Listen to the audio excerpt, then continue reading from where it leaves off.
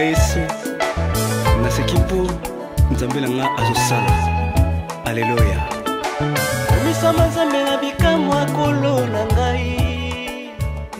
Je suis la sœur Ornella et nous sommes la communauté des églises évangéliques Gagner les âmes pour le Seigneur, GAS en sigle.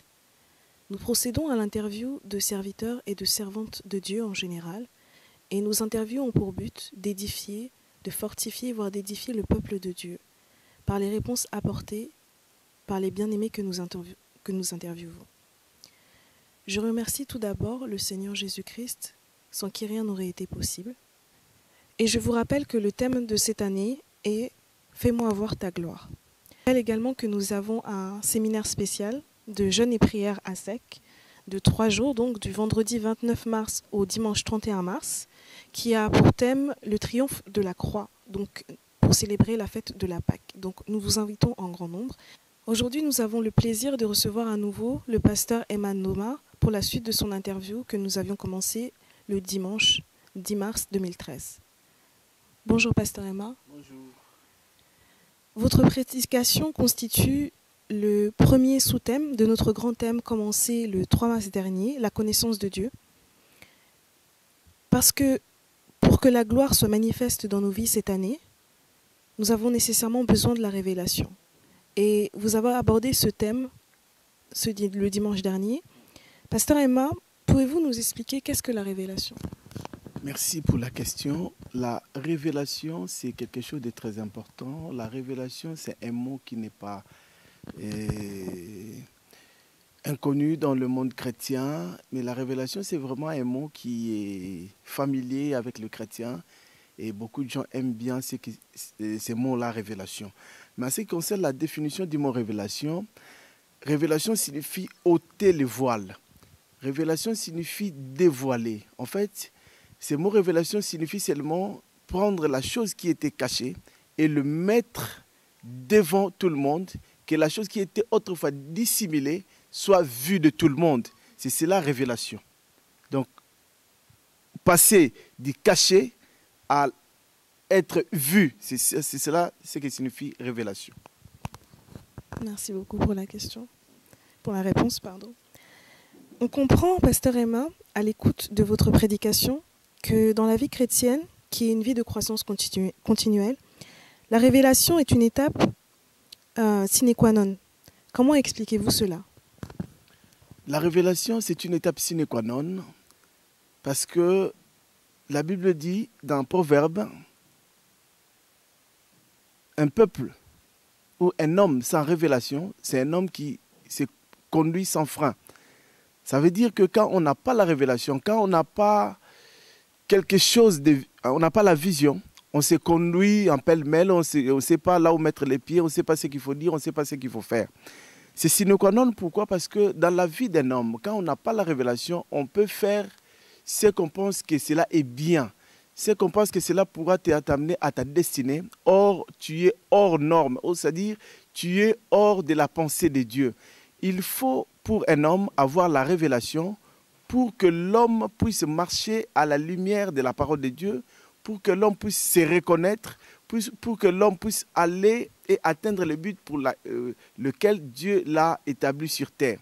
Sans la révélation de sa vie, sans la révélation de ce qu'on est en train de faire, l'homme est sans frein. Il fait ce que son cœur semble bon de faire, mais peut-être cela ne cadre pas dans la pensée de Dieu. Voilà pourquoi il est important pour un homme d'avoir la révélation, d'avoir ce que Dieu veut, de comprendre qu'est-ce que Dieu veut pour lui, de comprendre qu'est-ce que Dieu veut pour ce temps-là, de comprendre ce que Dieu veut pour sa famille, de comprendre ce que Dieu veut pour son église, de comprendre ce que Dieu veut pour sa vie. Et s'il comprend, s'il reçoit cette révélation, c'est alors que l'homme pourra se déterminer et marcher selon le but pour lequel Dieu l'a appelé.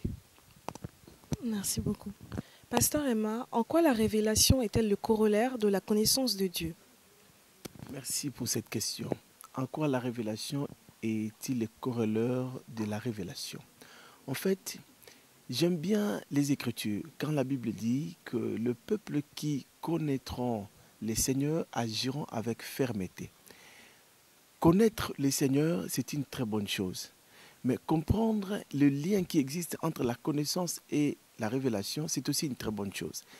J'ai compris que pour connaître Dieu, il y a un facteur qui est aussi important, c'est la révélation. Qu'est-ce que je veux dire par là? Je veux dire que pour avoir la connaissance de Dieu, bien des hommes de Dieu ont dit dans la Bible qu'ils ont connu le Seigneur par la révélation. La révélation, c'est un moyen qui permet à nous, aux humains, de connaître Dieu. Je prends d'abord l'exemple de Paul. Paul qui dira, j'ai connu le Seigneur par révélation. Lui n'était pas ensemble avec les 12 apôtres. Il n'a pas appris comme les autres ont appris. Le Seigneur lui-même leur donnait des enseignements. Mais lui, par contre, a connu le Seigneur par révélation. C'est-à-dire, le Seigneur s'est montré lui-même à lui. Il y a un moyen que le Seigneur a permis pour que nous puissions avoir sa connaissance. C'est ces moyens-là que nous avions expliqué aux enfants de Dieu, la révélation. C'est-à-dire, le Seigneur se montre à lui-même. Le Seigneur ne se voit pas. Le Seigneur, c'est un esprit, mais il arrive des fois pour que l'homme puisse le connaître. Le Seigneur se fait voir. Il vient auprès des humains, il se montre. Il apparaît à un homme, il se montre. Il vient dans une église, il se montre. Il vient au milieu d'un peuple, il se montre. Quand je parle d'un peuple, je vois le peuple d'Israël où le Seigneur s'est montré, ce peuple ne le connaissait pas. Mais quand ce peuple est sorti d'Égypte, le Seigneur s'est fait voir à ce peuple. Quand je vois un homme, il y en a plusieurs derrière la Bible, je parlerai de Paul, je parlerai de Moïse, qui lui ne connaissait pas le Seigneur. Mais quand le Seigneur s'est montré à lui, c'est alors que cet homme a eu la révélation de Dieu. C'est-à-dire le Seigneur s'est fait voir à lui et le Seigneur lui a donné la connaissance qu'il faut sur lui-même. Parce que Moïse a demandé au Seigneur, quand les enfants d'Israël me demanderont qui es-tu, qu'est-ce que je pourrais leur dire? Le Seigneur a dit, dis-leur, je suis celui qui suis. Donc le Seigneur lui a donné la connaissance de ce que lui était. Donc la révélation, c'est les moyens, la révélation, c'est parmi les moyens que l'homme peut avoir la connaissance de Dieu. Voilà. Merci beaucoup. D'ailleurs, en parlant de révélation, Pasteur Emma, comment avez-vous compris votre appel et depuis quand servez-vous le Seigneur Jésus-Christ? Comment avez-vous compris votre appel et depuis quand servez-vous le Seigneur? Comment avez-vous compris votre appel? Ça, c'est très important. Quand on n'a pas la révélation, on est sans frein. Et quand on n'a pas la révélation, on peut se lancer dans quelque chose qui ne t'appartient pas. Comment j'ai compris mon appel? J'étais encore trop jeune dans la foi. J'étais encore, je pense, 6 mois ou 7 mois après avoir reçu le Seigneur. C'est alors que j'étais parti dans une retraite, on était dans une retraite, et le Seigneur m'a parlé de ce que je devais faire pour lui. Je ne connaissais pas encore ces choses-là, mais le Seigneur m'a parlé et le Seigneur commença à m'expliquer ce que j'allais faire. Le Seigneur s'est révélé effectivement à moi.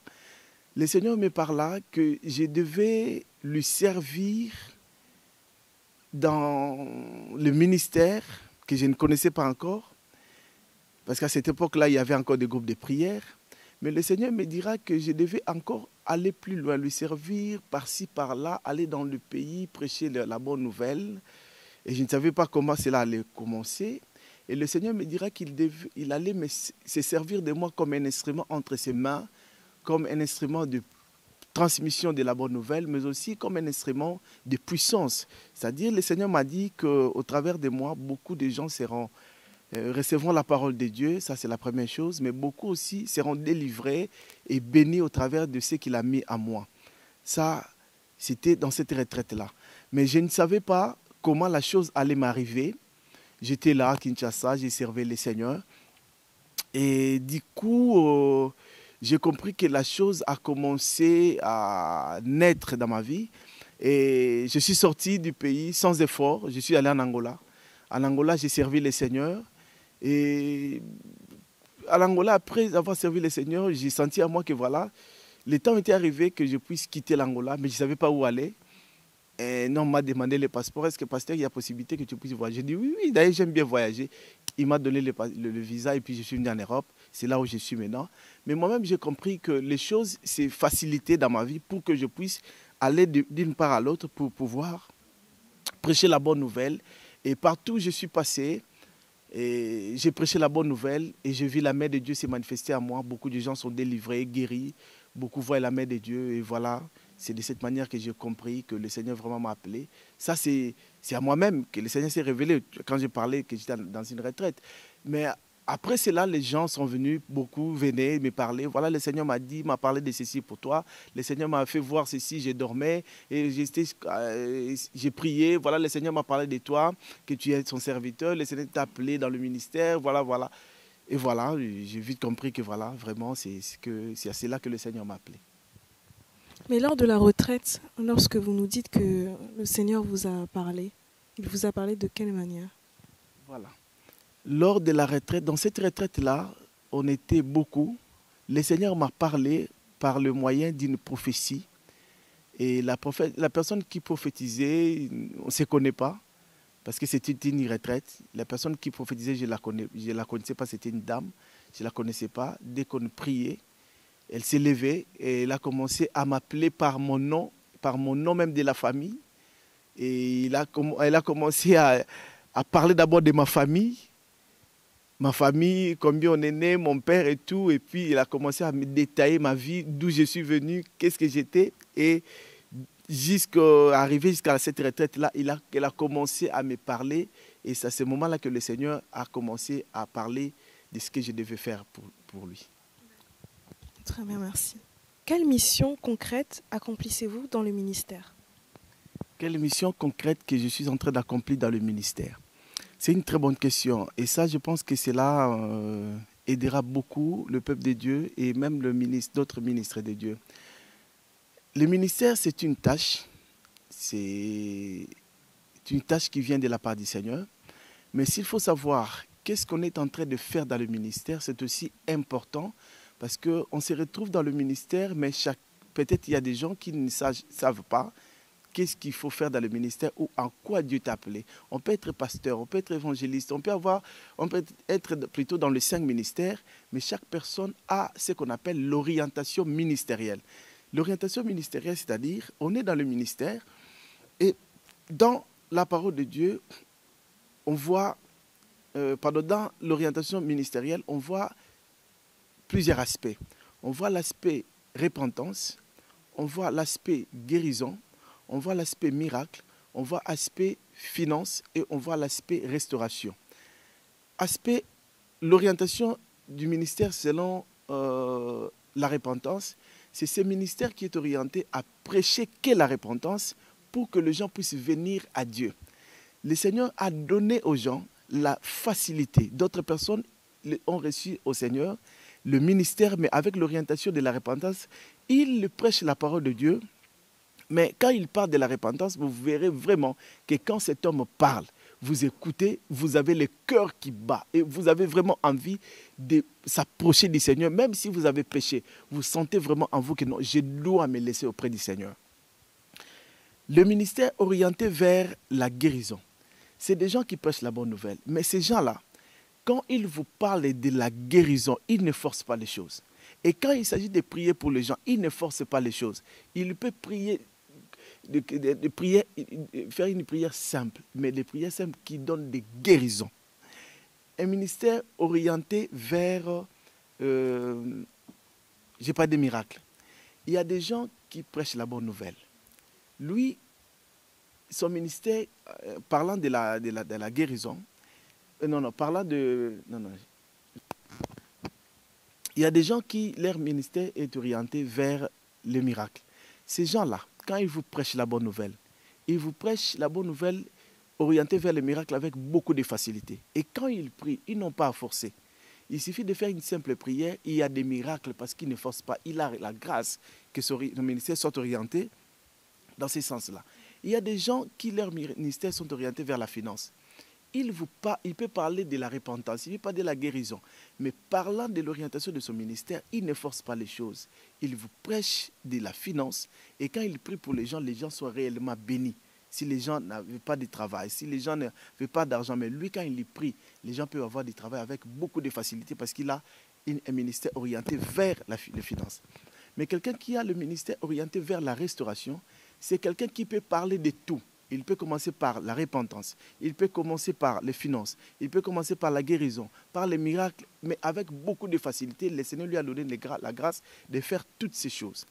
Mais moi, j'espère que mon ministère n'est pas dans toutes ces choses. Je n'ai pas la grâce d'avoir un ministère de restauration. Mais j'espère que dans la repentance, je parle bien de la repentance et les gens sont touchés quand je parle de la repentance. De la guérison, je le parle bien et j'ai cette grâce-là. Et dans le miracle, j'ai aussi cette grâce-là. Je pense que ces trois choses, ces tâches-là, c'est ce que le Seigneur m'a donné pour pouvoir accomplir dans le ministère. Je suis pasteur de ministère, mais mon ministère est orienté dans la repentance, dans le miracle et aussi dans la guérison.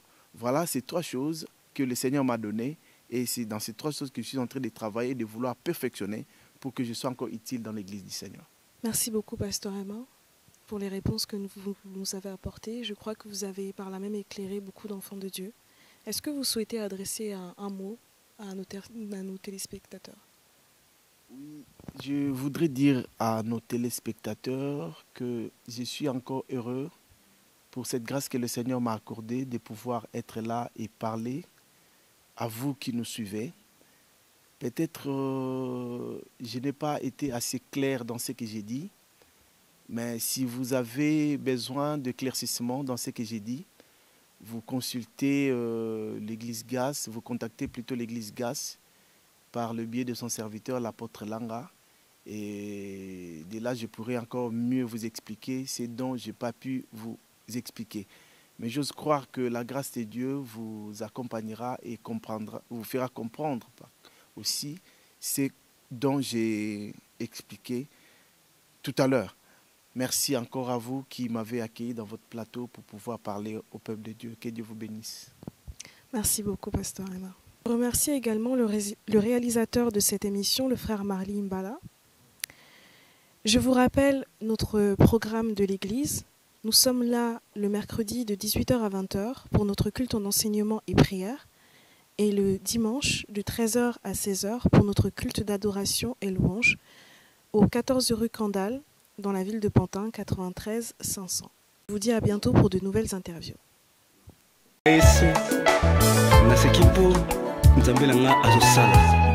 Alléluia.